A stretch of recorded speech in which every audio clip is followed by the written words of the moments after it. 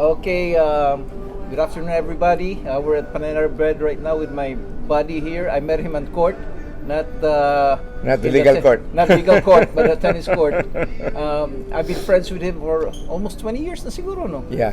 Yeah. So I just want to interview him because he has a very interesting life, and hopefully you guys can learn from his experiences. So here we go. Okay, sir. My first question is, can you give me your full name? Yeah, okay. My name is Octavio Aberion. My mom is Chinese, Filipino Chinese, and I was born in Cavite City. Oh, okay. I got a question for you because we got something in common. Your mom is from Cebu. Cebu. Yes. So I'm from Cebu. Everybody knows that. So we do have something in common. Yes, right. We're both Cebuanos. No wonder we have the same vibes. And how old are you, Tavy? I just turned 75. Wow. And Diamond year. Yes, and I remember you just had your birthday Yes, Yes. a week ago. Oh no, I'm sorry, 2 weeks ago. 2 weeks ago. Okay, can you tell me a little bit about your childhood? Yeah, okay. As I've said, I was born in Cavite, and we were, our parents are very frugal. We had a small pharmacy in Cavite, and that's what sustained us. My mom is a pharmacist, and also my grandma. Okay, what town in Cavite? It's the city itself, Cavite City? Cavite Okay. City. Okay. Cavite City. So all six of us, I have 5 other siblings. Okay. So all of us studied in elementary in Cavite, Okay. and then later on, when we are able to get more resources, my mom said that I want all of you to study in the reputable university, which is University of the Philippines. Okay. So what she did was to buy a lot and then build a house in Quezon City, Okay. a few kilometers away from Diliman University of the Philippines. So all of us, except for one, I think, because he studied in Ateneo, Okay. studied in UP. Okay. So so I spent my childhood days in Cavite, and that was really a very exciting times at the time because we had a pharmacy, and we have a big house there where my grandma used to stay and my grandpa, and also I learned how to play tennis there. Okay. My dad and my grandpa were all playing tennis, so Okay. logically they taught me how to play tennis. They started me out as a ball boy, and then I started to play tennis myself too. Okay. So from there we moved to Quezon City. Oh, by the way, what's the name of the school you went to in Cavite? Uh, High school. The elementary school is called Garita Elementary School. It's a small elementary near our place, so I just walked down to the school and come back, and that was our life there. My 2 sisters at that time, elder than me, attended the high school in Cavite. Okay. But during when it was my time to go to high school, my mom said, Octavio, or Boy, that's my nickname, Boy at the time. Okay. He said, I want you to go and study in Quezon City, either Ateneo or UP. So I chose UP, so I became a student of UP High School. Oh, okay. That was in way back in 1959 or 60, I think, 1960, that we moved into Quezon City. Okay. So from there, education is one of the very important things that my parents would tell us. You should always be able to graduate because you have to have tools to be able to compete with others, and you have to have education, a good education if possible. So that's the reason why he compelled us to study in a good school, just like UP, because he knows that once we are able to graduate from those good universities, we're able to go out in the field and be able to compete with the rest. Okay, so you went to UP for college too. What did you get a degree on? Okay, in college I wanted to be a doctor, Oh, okay. but unfortunately my eldest sister was already a doctor, Okay. and she said, "Hey, Tavy," she said, "you won't be able to be a doctor because it takes 12 years, and you are so impatient. So why don't you come up with a short course like commerce or business, major maybe in accounting." So that's exactly what I did. I did not pursue the doctor or medical career, but rather go on accountancy. So so that's what I did. After high school in UP, I went to college also in UP and took BSBA. BSBA meaning business in administration, major in accounting. So from there, luckily I was able to pass the CPA board one time, and so after graduating, we passed the board, and then I started to search for employment. Okay. So I went to the all companies who are based in Ayala Avenue in Makati, because I wanted to be in Makati, study there. I mean, work there. And so I was fortunate enough to get a job in San Miguel Corporation. So is that your first job in That accounting? was my first job in San Miguel Corporation. But unfortunately, I realized that if you're not Tisoy, you're not kind of Spanish blood or anything, it will take time for you to be promoted. Okay. So I said, I think I should look for another one. So I searched for another employment, and good enough, I saw the opening in Citibank. Okay. So that's where I started my banking career. I started to my first job as a banker was in Citibank, Okay. Citibank Philippines. What was your position in Citibank? My Your first position was just I think I was an accounting clerk. Okay. I was an accounting clerk. But of course, when I was there, that's where I met my wife. My wife, my beloved wife, Lou. Was she working there too? She or- was working in Citibank. She was with budget section, I think, and with personnel. So we got together, and so after about 4 years, I proposed marriage to her, and she's from Malabon. And we are also fortunate that we now have 3 children. Okay. All of them are now, I would say, quite successful in their own fields. Yes. They're able to finish college too, because I told them about the value of having a good education, and they all agreed to that. So they also studied in UP, and after that, I brought them here. We migrated here in America, Okay.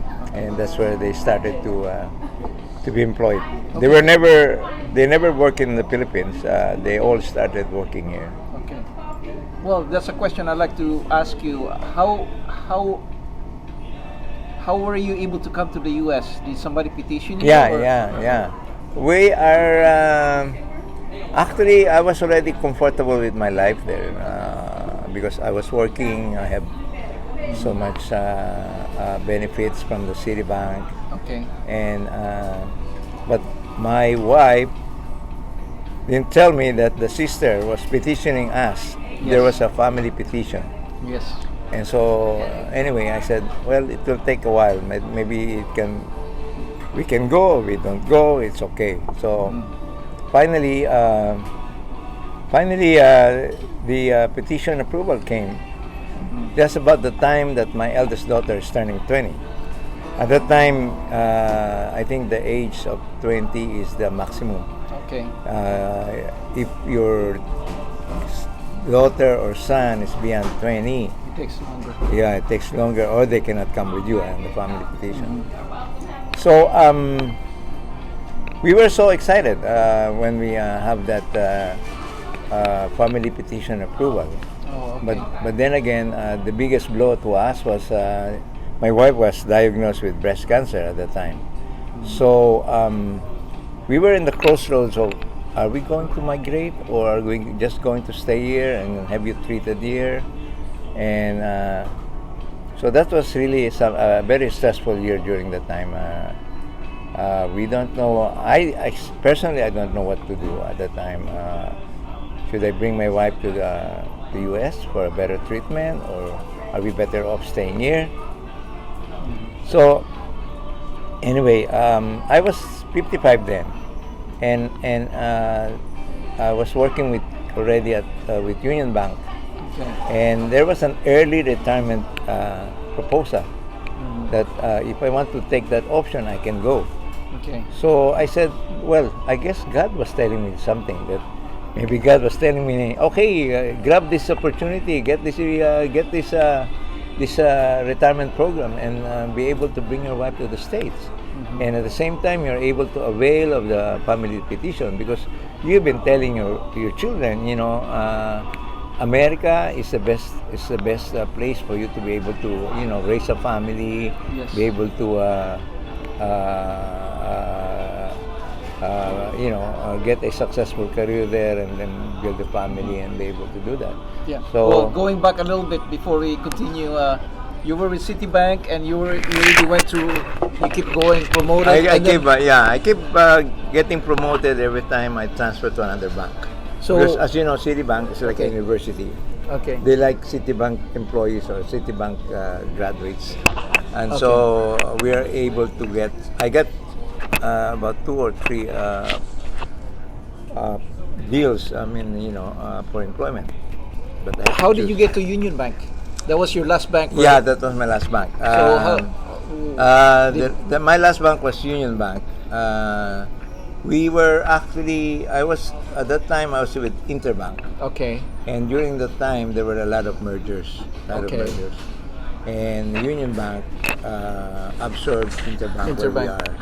And fortunate enough, Union Bank, most of the executives of Union Bank were ex-City bankers, and they know me and I know them. Okay. So it was easy for me to go aboard. I mean, Okay. you know. Well, the with reason them. why I'm asking about Union Bank is we do have somebody in common that we know. About because this. Yeah. Ortiz, Tito Ortiz is Tito a Ortiz. classmate of mine. Oh, really? Oh, I didn't know. He was the chairman. Yeah, he went to school at Sacred Oh, Heart. That yeah. we were classmates in Sacred Heart. Oh, yeah. And He's I a very, remember- very efficient, effective, very brilliant guy. Yes. And so, at a young age, of I think like 43 or 45, Mhm. he was appointed as the chairman of the board Yes. of Union Bank. That's how he. That's how brilliant he is, and other than being related to the Aboitis, I think there's Yes. some sort of connection there. Mhm. But yeah, he's a very good chairman. In Yes. fact, he's a hands-on chairman. He goes to us. I work with Treasury, and he always visits Treasury and talk to us there, and we feel like we are part of the family. Okay. So he was That's not good he's not a snob, Yeah. He's down to earth. down to And earth he's- chairman, and he would go to us and ask us questions and ask us whether we're okay with our work and everything like that. So during that stay in Union Bank was really a pleasant stay for me. to- Okay. But I had to go because of my personal issues. Like Yes. yeah, like my wife is diagnosed with cancer. I was already turning 55, and I have this pending family petition. So in 2003, I finally decided Mhm. that for the sake of my children Mhm. and for the sake of my wife, I think I'll just go and retire at 55. And it was kind of traumatic too for me, because I'm retiring after, and then at the same time I'm migrating. So Yeah. it's a double whammy for me. Right. I migrate, I retire. So it's a totally different world for me. Yes. So anyway, I guess we prayed, and I think God guided us and say, okay, go to USA, be able to start off your life there. So that's exactly what happened. We migrated in year 2003, I think. 2003, and So that's when I met you, 2003. that's when I met you too, So right? it's 20 years now. I met you in the tennis court. Yes. And I was so grateful that you actually told me, hey, why don't you be a loan officer first? Because you're from the bank, you have a background of lending and everything. Yeah. And then later on you said, oh, why don't you join us at real estate? Yeah. Get a broker's license. Yes. And then later on you said, oh, let's come up with a brokerage. Do you remember? Yeah. What's the name of that? Argus. Argus Realty. Argus Realty. So Yeah. I'm so grateful, Yeah. Mario. Yeah. Yeah. So that started me off in the U.S. So unfortunately, my wife wasn't able to overcome the cancer. So she That's another passed question I away. want to ask you. Your wife, when she was diagnosed with breast cancer, what stage was she? Do you know? Well, it started Was it an early detection? yeah, it was stage 2, I think. Oh, okay. So stage 2, but Did she have an operation? yeah, mastectomy. Okay. But the thing is, the family is so prone. In fact, 4 out of 6, or I'm sorry, there are 9 of them, and 6 of them, I think, died of cancer. So different cancers altogether. One's lung cancer, another is liver cancer, others breast cancer. I think there are about 4 or 5 of them already died of cancer. Anyway, this is something that when it happened, I realized that life is you don't have any control over life. Okay. Before that, I was kind of, I was in control. I know I was in control. I was earning so much. I was, able to raise my family in the Philippines. We were all comfortable. We're staying in a house. We have cars and everything. We have helpers. But when illness struck my wife, I suddenly realized I'm not in control anymore. Yes. I'm not in control anymore. So, well, that really taught me a lesson. Actually, your character is built on how you react to the situation. You don't ask for control, but you react to what is happening to you. So that's how I did. I mean, my wife was able to get treatment from the Philippines and from the U.S. So every time we go home, there's treatment in the Philippines, and then when we come back here, another treatment too. But it took like I think 8 years. 8 years. We thought he's already survived the cancer because normally after 5 years you're already a survivor. Unfortunately, the cancer came back. And when it came back, it became stage 4 already. So that's what happened to us, and what happened to her. So we just have to accept that, and then after that, that's life. That's life. That's how it goes. I mean, everybody anyway will die. I mean, as they say. Nobody in this earth will leave this earth alive. Yes, yes. But then again, because of that death, my perspective of death has changed. To me, death is not. I'm not scared of death anymore. Death is like they say, death is the opposite of life. Actually, it's not. It's a continuation of life. Well, if you believe in everlasting life, it's a continuation, right? That's true. So I'm not scared of death anymore. I would accept it. As you grow older, you know that you are closer and closer to it, and so while you are still here, to me, what is most important now is relationship. Because relationship is, I think, at this stage of our life, is very important. Yes.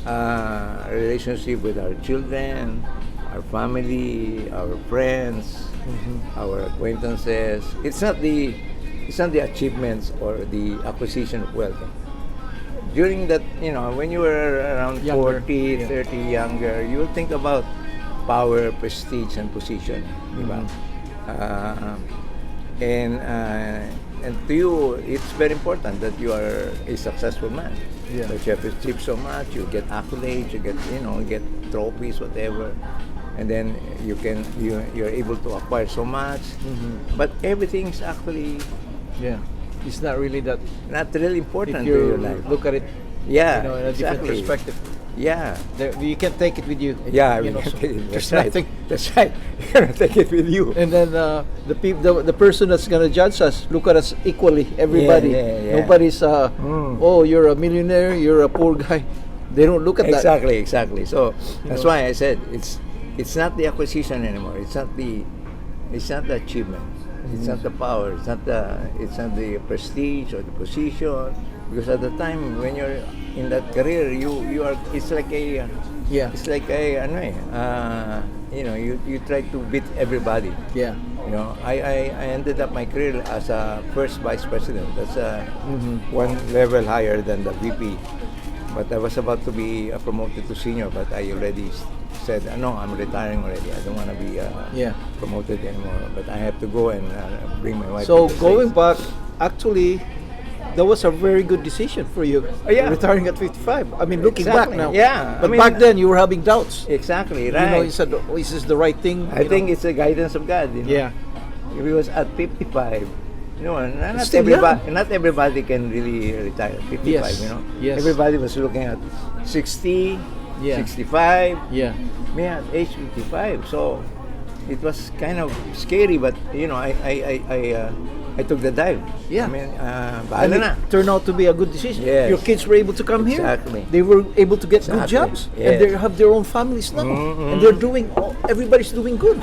Exactly, I mean, Yeah. and because of your wife. Because of my wife. Because yeah, because I never really intended to come. Actually, I didn't have any idea of.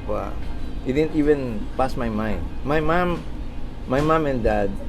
The first one in the U.S. was my eldest sister. Was a doctor. So normally medical students, they go to the States and they build their career. So my sister was the very first one to be here. Later on, she petitioned my parents, but my dad doesn't want to go because my dad is so comfortable with Philippine life already.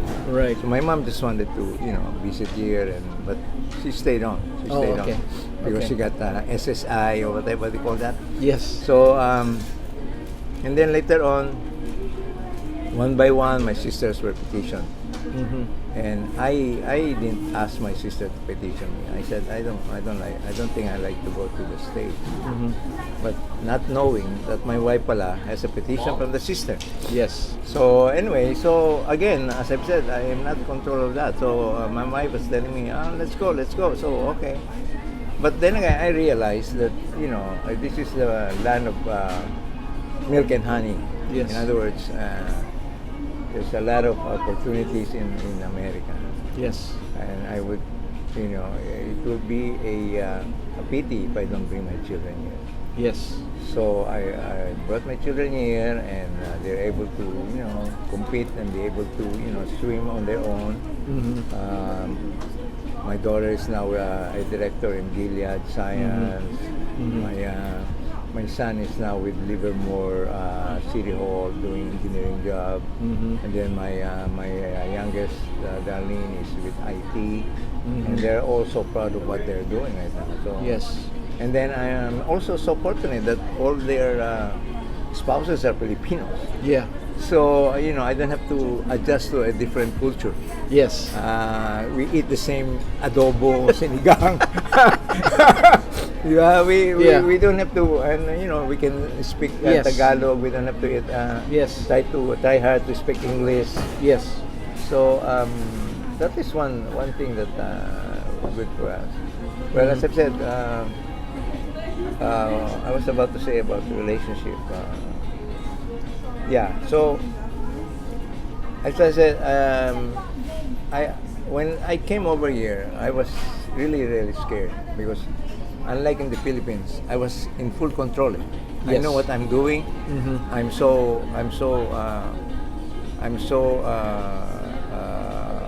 You're the boss. comfortable. I'm the boss. I Yeah. know everybody. I Yeah. know, I know what to do.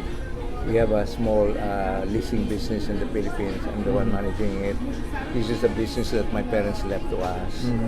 So I'm now managing it too. So, but then again, when I came over here, I didn't know what to do. Yeah. In fact, I went first as a taxpayer, Yeah. tax payment, what do you call this? Yeah. Preparer. Yeah. But, it was a very minimal kind of job. Yeah. So it's a really good thing, man. I became a loan officer. I was so, Yes. and then later on we became partners in real Yeah. estate, right? Yes. So that really made my stay here very comfortable and very pleasant. And then I started to get a Know big people, circle of yeah. know people. Yeah. To me, tennis is really a very good sport because I meet a lot of people there. Yes. It's a contact sport, as they say. Yes. Contact sport because you are able to meet people and do business with them. And, they know you. They would trust you doing it. So Yes. it's a good start for me actually. I'm so grateful. Yes. So, Exactly. And then- now I can see your life. You spend half of your time in the Philippines, half of the time here, and that's perfect. I mean, in fact, I kind of envy you with that kind of lifestyle because that's the lifestyle I wanted to do. Yeah. You know, You will soon. You'll do that. living Because in you the will be Philippines- retiring anyway. You'll on a I'm semi-retired. Semi-retired now, right? I don't go out looking for business now. I just do. Yeah, If somebody calls me, Oh, that's it. yeah, you know. exactly. So I'm semi-retired. Yeah, I don't- you have done your part already, and Yeah. you deserve that. Yeah. And you have already formed, a clientele that really trusts you. Yeah. They call on you whenever they need. They have Yeah. any issues on real estate, they call on you, right? Yes. So you're able to build a very good reputation already. So Yeah. Yeah. that's very something. That's something that you should be proud of. Yeah. So, is there anything else you wanna? I think I didn't wanna go in small details, but that was perfect. You showed us what your life was, from you were a child to, when you came here with your kids. Do you wanna mention your kids, the names? So Yeah, as I've said, my eldest daughter is Diane, Okay. and she has one kid. Okay. They live in San Mateo, California right now. Okay. And both Diane and husband Alvin, they're full-time working. Alvin is a director in Washington Hospital. Mhm. And also Diane is also, I think, a director in Gilead Science. Mm. The second is my Your son, son. Dennis. Mhm. I call him DJ. DJ. He got three children.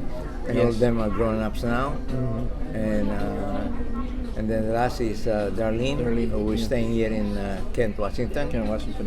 And I think she loves Kent so much that she doesn't want to move out anymore to go to California. So I have 2 kids in California and one here in Seattle, which is good for me because I'm able to visit these states, and from there I go back to the Philippines, and then from the Philippines I come back here.